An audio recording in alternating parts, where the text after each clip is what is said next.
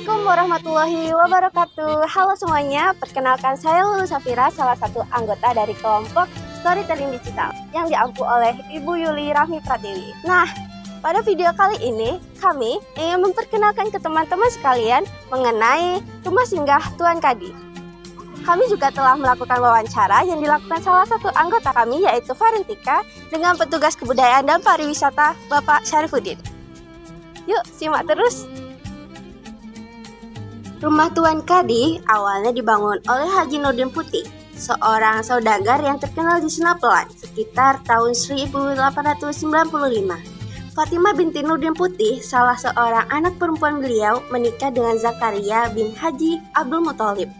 Rumah kayu ini menjadi persinggahan Sultan Syarif Qasim II ketika bermalam di Senapelan.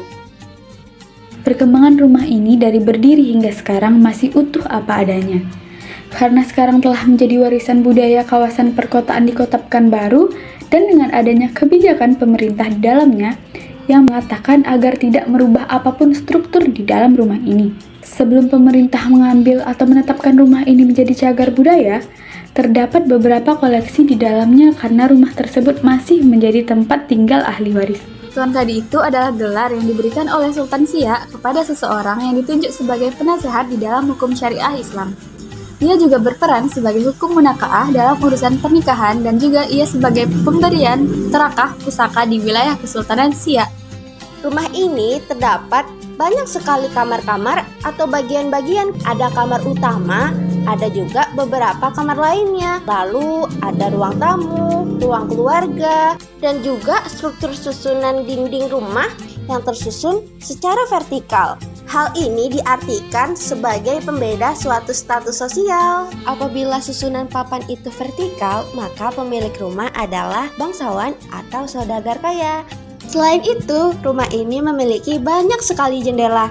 Fungsi dari jendela banyak ini supaya sirkulasi udara lancar dan rumah terasa lebih sejuk. Dan yang terakhir adalah atap yang berbentuk limas pancung. Nah, dulunya rumah ini bertingkat dan di dalamnya ada satu kamar yang bernama kamar dingin. Kamar dingin ini berguna apabila ada seorang yang hendak meminang wanita yang berada di rumah ini, maka wanita tersebut akan bersembunyi di kamar dingin itu.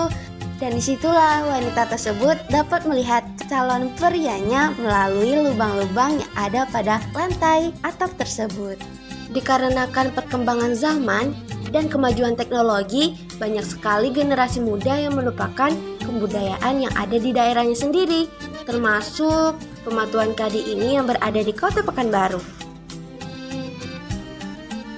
Pesan saya sebagai Dinas Kebudayaan dan Pariwisata Kota Pekanbaru mengimbau atau mengajak kepada masyarakat ataupun kepada pemuda-pemudi ataupun mahasiswa pelajar untuk dapat kita selalu mencari, menggali lagi sejarah-sejarah yang ada di Kota Pekanbaru, terutama di rumah kita ini, supaya kedepannya nanti kita tidak akan lupa dengan sejarah yang ada di Kota Pekanbaru ini.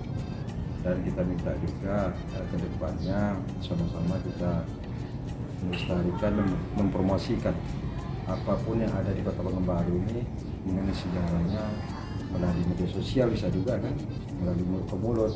Nah, kita sebagai generasi muda tentunya perlu melestarikan kebudayaan yang ada di sekitar kita. Pak Syarifuddin selaku pengurus Rumah Tuan Kadi menghimbau dan mengajak kita untuk bersama-sama melestarikan kebudayaan yang ada di Pekanbaru.